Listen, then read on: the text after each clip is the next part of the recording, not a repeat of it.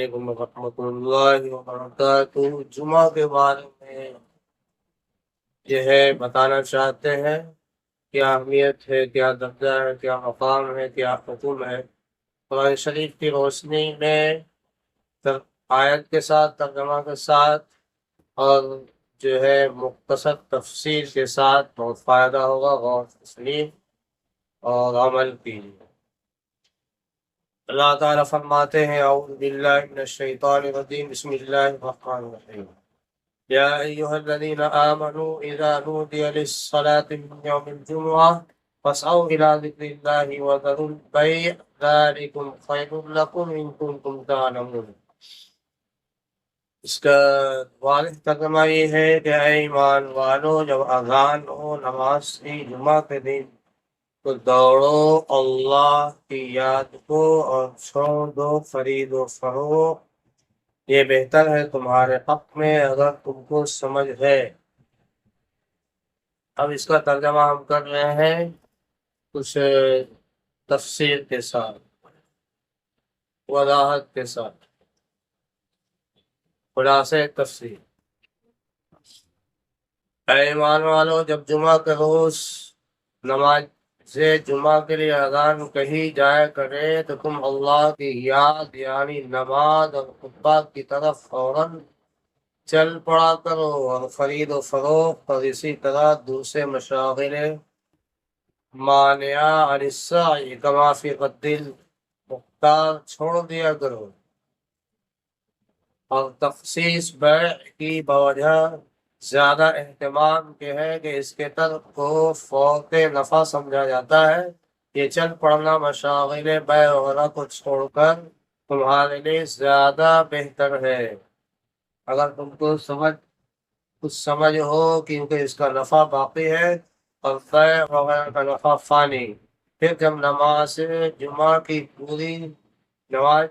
پوری ہو چکے، اور اگر ابتدا میں خطبہ موقف تھا تو نماز پورا ہونے سے مراد اس کا متعلقات کے پورا ہونا ہے، جس کا حاصل نماز اور خطبہ کا پورا ہو چکنا ہے۔ تو اس وقت تم کو اجازت ہے کہ تم زمین پر چلو پھرو اور اللہ کی روزی تلاش کرو، یعنی اس وقت دنیا کے کاموں کے لیے چلنے پھرنے کی اجازت ہے، اور اس میں بھی اللہ کو بکثرت یاد کرتے رہو، یعنی اشغال دنیویہ میں ایسے منہمک مت ہو جاؤ کہ احکام و عبادات دنیا سے غافل ہو جاؤ، تاکہ تم کو فلاح ہو۔ تو ہم نے آیت پڑھی، ترجمہ کیا اور خلاصے تفسیر بھی کیا۔ اس پہ آپ کو جو ہے ٹھیک سے نہیں سمجھ میں آیا ہوگا تو آگے آپ سنیے گا تو سمجھ میں بات آئے گی۔ اس میں اللہ تعالیٰ نے فرمایا ہے، استعمال کیا یوم الجمعہ، اس دن کو یوم جمعہ کہا جاتا ہے، جمعہ کو جمعہ کہا جاتا ہے۔ کیوں؟ اس لیے کہ یہ مسلمانوں کے اجتماع کا دن ہے۔ آسمان و زمین اور تمام کائنات کی تخلیق اللہ تعالیٰ نے 6 دن میں فرمائی۔ تمام کائنات آسمان زمین کتنے دنوں میں بنے ہیں؟ فرمایا کہ 6 دن میں۔ ان 6 میں سے آخری دن جمعہ ہے، جب تیار ہونے لگا تو آخری دن جمعہ کا تھا، جس میں تخلیق کی تکمیل یعنی آسمان زمین بن کر تیار ہو گیا، تو وہ دن کون تھا؟ جمعہ کا دن تھا۔ جمعہ کا دن کیسا ہے؟ فرمایا کہ آدم علیہ السلام جمعہ کو پیدا ہوئے اور جنت میں جمعہ ہی کو داخل ہوئے، اور اسی دن ان کو زمین پر اتارا گیا۔ قیامت بھی جمعہ کو آئے گی، یاد رکھیے گا، قیامت جمعہ کو آئے گی۔ اسی دن ایک گھڑی ایسی ہے کہ اس میں انسان جو بھی دعا کرے قبول ہوتی ہے، یہ جمعہ کا کمال ہے۔ یہ باتیں جو ہم نے بیان کی ہے یہ سب احادیث صحیحہ میں موجود ہے، ابن کثیر کا حوالہ ہم دیں۔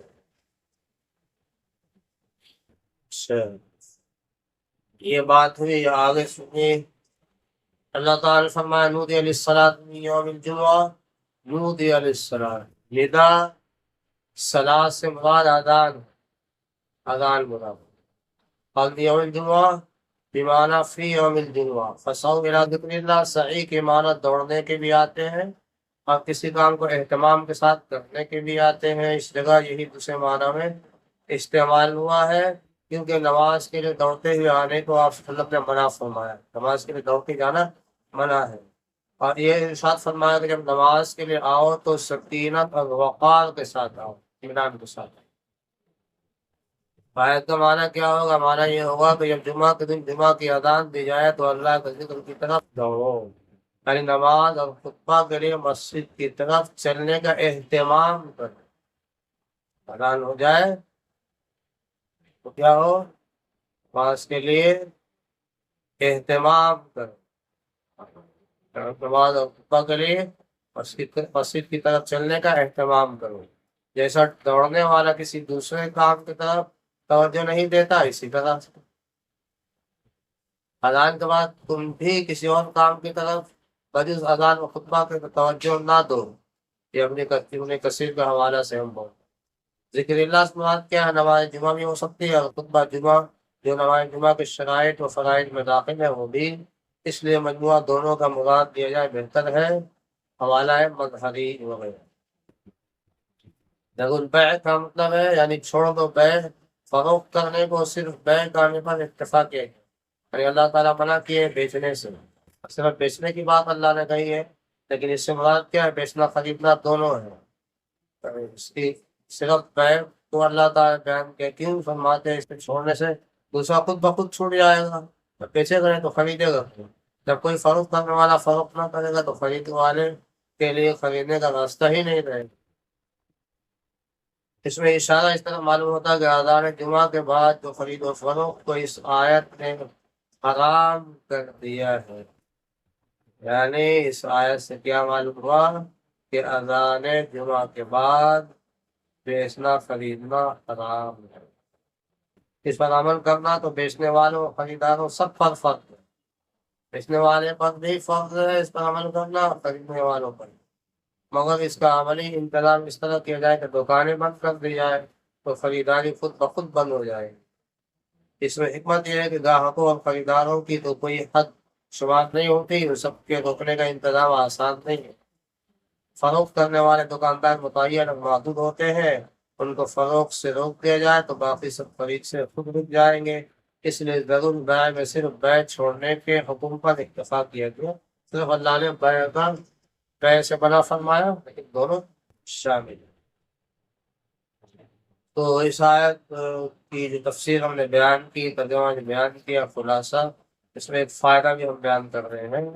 فائدہ یہ ہے کہ اذان جمعہ کے بعد سارے ہی مشاغل کا ممنوع کرنا مقصود تھا، یعنی جب اذان ہو جائے تو اب تمام کام کو بند کرانا چاہتے ہیں اللہ تعالیٰ، تو سب کوئی کام نہیں چلے گا۔ جمعہ کی اذان ہو گئی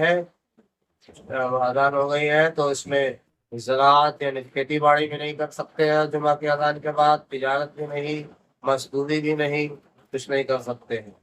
قرآن کریم شریف میں اللہ تعالیٰ صرف بیع کا ذکر فرمایا، اس سے اس طرف بھی اشارہ ہو سکتا ہے کہ جمعہ کی نماز کے مخاطب شہروں اور قصبوں والے ہیں، چھوٹے دیہات اور جنگلوں میں جمعہ نہیں ہوگی، جنگلوں میں جمعہ نہیں ہوگا، اس لیے شہروں اور قصبوں میں جو مشاغل عام لوگوں کو پیش آتے ہیں ان کے معنات فرمائی گئی، وہ بیع و شرع کے ہوتے ہیں، بخلاف گاؤں والوں کے کہ ان کے مشاغل کاشت و زمین کو متعلق ہوتے ہیں۔ اور باتفاق فقہا امت یہاں بیع سے مراد فقط فروخت کرنا نہیں ہے، بلکہ مراد ہر وہ کام جو جمعہ کی طرف جانے کے اہتمام میں مفعل ہو، وہ سب بیع کے مفہوم میں داخل ہے۔ اس لیے اذان جمعہ کے بعد کھانا پینا، سونا، کسی سے بات کرنا، یہاں تک کہ کتاب کا مطالعہ کرنا وغیرہ سب ممنوع ہے۔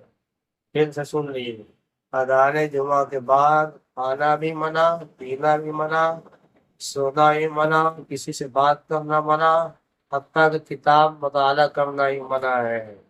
صرف جمعہ کی تیاری کے متعلق جو کام ہو وہی کیے جا سکتے ہیں۔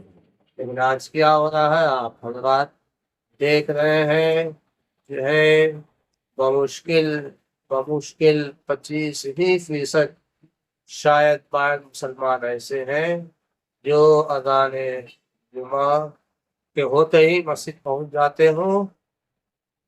75% तो ये हाल है कि जो है कोई हड़बड़ा के, कोई बिल्कुल इत्मीनान से, कोई गफलत से, कोई लापरवाही से आ रहे हैं, इमाम अपना बयान जारी रखे हुए हैं और जो है आ रहे हैं काफ़ी लेट से, तकरीर के बाद या तकरीर के दरमियान या खुतबा के दरमियान या जो है जैसी नमाज शुरू हो, इस अंदाज में जो है 75% मुसलमान हाजिर हो रहे हैं, 25% इस आयत पर अमल कर रहे हैं।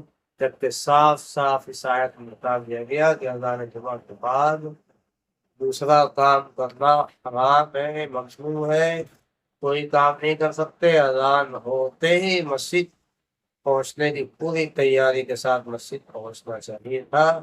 इस पर अमल नहीं हो रहा है, जिससे जो है मुसलमानों को ज़्यादा फायदा नहीं पहुंच पा रहा है। इत्मीनान से बयान नहीं सुन पाते हैं, खुतबा नहीं सुन पाते हैं, नमाज इत्मीनान से नहीं पढ़ पाते हैं, दुआ सही से नहीं कर पाते हैं। हर किसी को नौकरी में जाना, किसी को फिर से दोबारा दुकान संभालना वगैरह, जो है इत्मीनान से सुकून से नमाज हफ्ता में भी एक बार नहीं हो पाती है। इसलिए गौर करें, फिक्र करें, अपना नुकसान ना करें, या आपका अपना नुकसान है, हम लोगों को बताना काम है।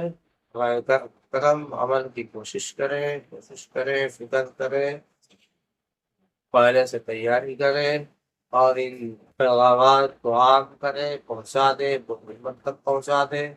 सवाब की आपको भी ज़रूरत है, हमको भी ज़रूरत है, पहुंचाइएगा तो आपको भी सवाब मिलेगा। शेयर कीजिए, कमेंट कीजिए, हौसला अफजाई कीजिए, सब्सक्राइब कीजिए, पैगाम को जो है आम कीजिए, सदक़ा जारिया में शामिल होइए। अल्लाह ताला अमल की